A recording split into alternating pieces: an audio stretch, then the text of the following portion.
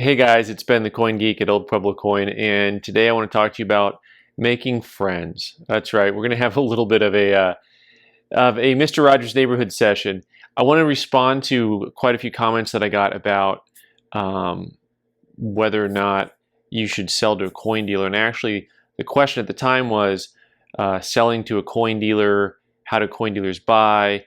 And there were a lot of responses along the lines of, well, you should never deal with a coin dealer. You should only sell to your friends. You should use eBay. And a lot of those comments were about building relationships. They said, well, look, if you just know enough coin collectors, you don't need to have a dealer. It's kind of like you're doing your own self-support. You take care of it yourself kind of thing. And there's plenty of truth to that. And I'm not here to try to play the middleman and cut anything out of that. But one of their main points about that is actually having that relationship with other collectors. Right, and so another comment that I had was a question was, is it true that most coins are sold dealer to dealer? And these ideas all come together in the same place.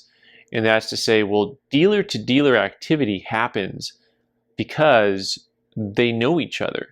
It's the same thing. It's building that relationship. And this is something that I've talked about a lot about on the channel, and that is community.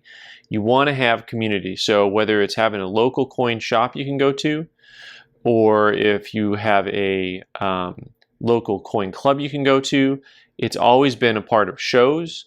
Going to shows, there is that camaraderie. There is, hey, I'm going to see you in Florida. Hey, I'm going to see you at Albany. Wherever your coin show is going to be. It was a meeting place. And so I know for here at Old Pueblo Coin, we've got a weekly bid board. So there's a lot of community aspect to that, where you get the element of people are hanging out a lot, spending time together, getting to know one another, because it's good in general for the marketplace. It's good for the entire hobby to have a place where people get to know one another and people are not isolated.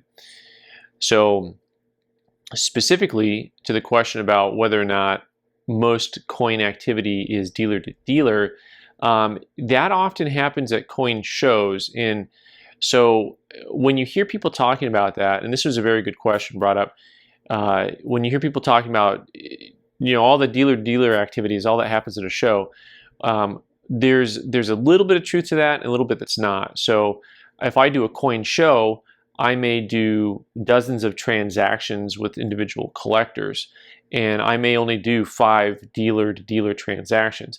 But there's a good chance that the price point on the dealer-to-dealer transactions is going to be higher.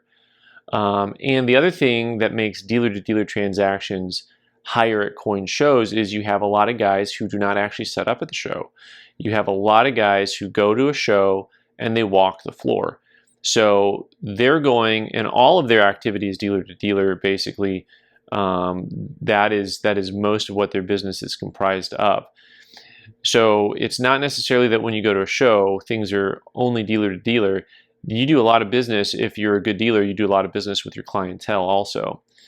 But that clientele aspect gets me back into the customer relations and the community aspect, which is to say, everyone who made the point of, you want to deal with someone that you know, they were spot on. Now, a bunch of you were saying, don't ever deal with these coin hustlers, being coin dealers, of course. And I can't stick up for the coin dealing community. I just can't. But I will say, I can't tell you how many guys I know in their 60s and 70s who said they would never go back to their coin club because it was nothing but a bunch of old guys ripping off little kids. In integrity is not specific to whether you're on this side of the counter or that side of the counter. That's not a thing, right? You don't just stand in one place and all of a sudden you have integrity, and then on the other side you don't. So that community that you build, that trust that you build, interpersonal, doesn't matter if you're a dealer or if you're an individual collector. You still have to have a good rapport with people. You still have to have trust in people. And so anyways, build up that community wherever you can find it. Now, for a lot of you, because you live in places where you don't have a coin shop, you don't have a coin club, there aren't even any coin shows, your community has been online. And I've met more and more people who have found really solid coin bases in the YouTube world, the Instagram world, and you know, some on eBay, but eBay doesn't have that same sense of community, generally speaking. So anyway, hats off to everyone who said don't deal at your coin shop, deal with somebody you know and trust. So hopefully, for some of you, I know you have a coin dealer that you can trust, and I think that's awesome. And for others, I know you don't, because I've been down that road. Trust me, I've been to plenty of coin shops I wouldn't go to again. Anyways, thanks so much for watching. Leave your comments below. I'm Ben the Coin Geek. You can subscribe by clicking on the owl button and watching more videos on the right side of the screen. Thanks.